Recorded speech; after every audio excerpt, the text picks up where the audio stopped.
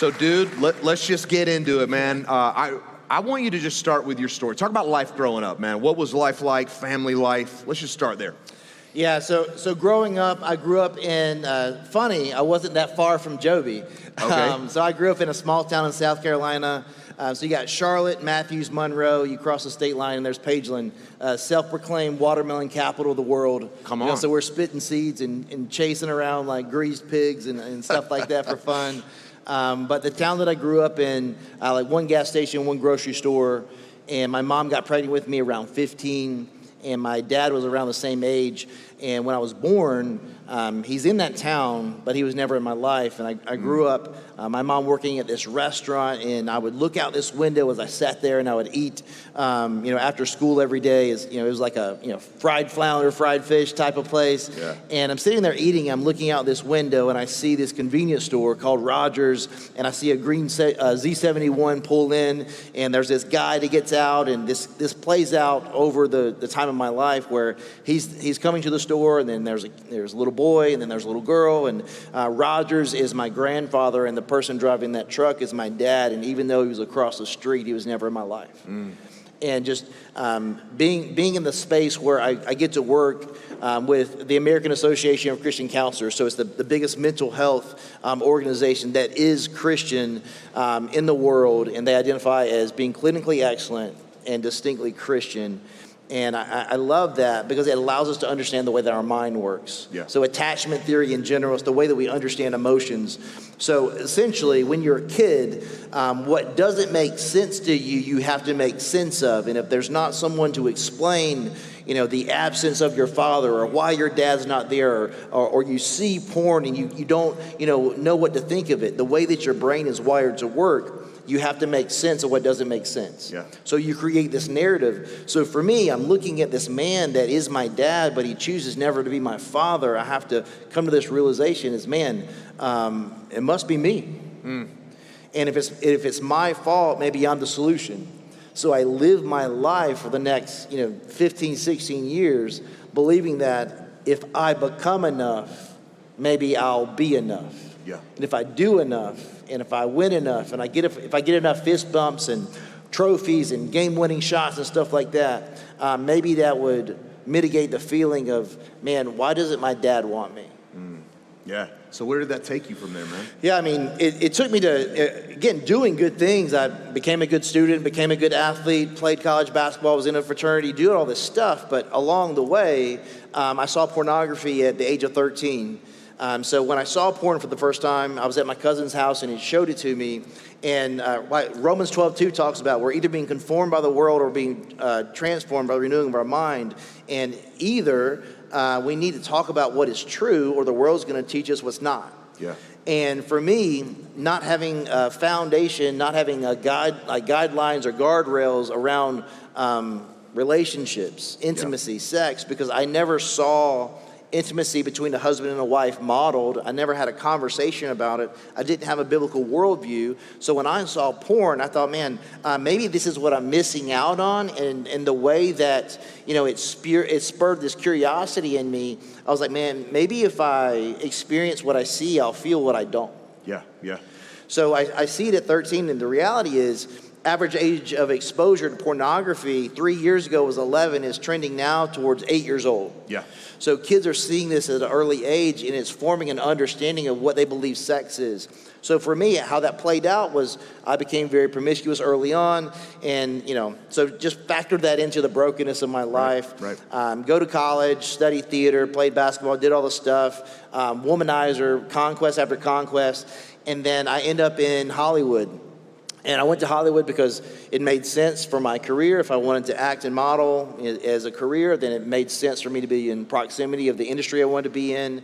And while I was there, I was doing okay. I had an agent, had a place to live, friends, making money.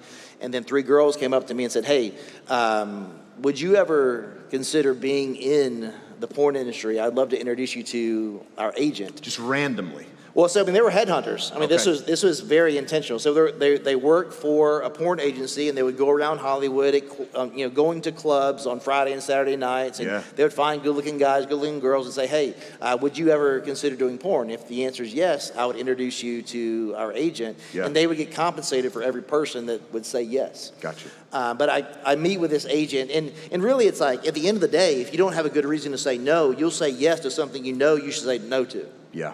Yeah. If you don't have core beliefs and there's something to stand on, it's like the difference between reactionary behavior and responsive behavior. Yeah. If reactionary behavior, I'm going to allow a person or a circumstance to dictate what I do. Responsive behavior, there's something bigger than me that I'm going to stand on, that I'm not going to do what I want to do because I know what I'm called to do. Right. And I know who I'm called to be. Yeah. But I didn't have that. And so I'm like, hey, what could it hurt? And what it hurt, it cost me 10 years of my life.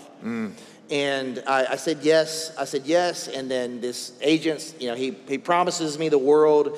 And then I do a film, and it blows my life up. And I think it's really important because Brian was touching on this spiritual battle that we're in. And when I was a kid, I remember that moment looking out and seeing my dad, but for some reason, feeling like he was intentionally not choosing me, and that marks you as a man, it marks you as a child.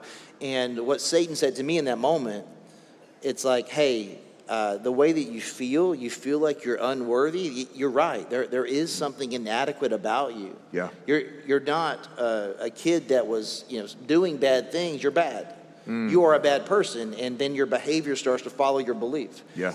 And then I make this decision that blows up my life. I get my management fires me.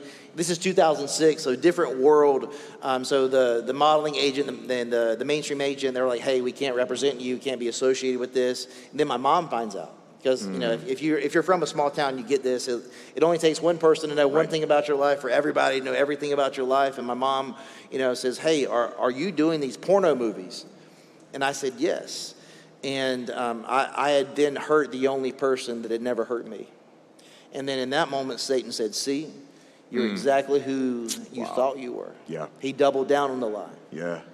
And then I thought, okay, well, there's nothing that makes sense for me to do but to continue doing what I did, which makes no sense at all. Felt stuck at that point. Yeah. Trapped at that point. Yeah, I was 22 at the time, and I really felt that, and we do this all the time. The mistake that I made got me into the mess that I was in, and the only thing that made sense, since I'm already in this mess, I just doubled down. I had a Krispy Kreme donut for dinner. I might as well have McDonald's for lunch, and then so on and so on. Right. Because at the end of the day, again, Brian touched on this, compromise will always beget compromise. Yeah. If there's any area of your life that has compromise in it, you're a fool if you don't understand that it's going to impact every area of your life. Yeah. And it might be a slow drip, but it's going to happen. Right. But yeah, my life blows up, and then I think the only thing that makes sense is me to continue doing this. And I stayed in that industry for 6 years, and I made a lot of money and won a lot of awards and did all this stuff. But along the way, I really believed in the core of my core that if I was the guy, if I won the awards, if I made the money, if I did all this stuff, if I had what I didn't, I'd feel what I don't. Yeah. And when it didn't work, it's like, man, it's a wild way to look at Romans 2:4, but Romans 2:4 talks about it in God, like how God is in his love, in his kindness, in his patience. That is the thing that leads us into repentance. And man, what was wild was that God was so kind to give me everything that I thought would fix my life, so I would realize that it wouldn't. Yep. And when it didn't, when the awards didn't work and the money didn't work, and it actually amplified my problems. Yeah. Because I was still anxious, I was still depressed, I was still broken, and I was still this little kid that his daddy didn't want.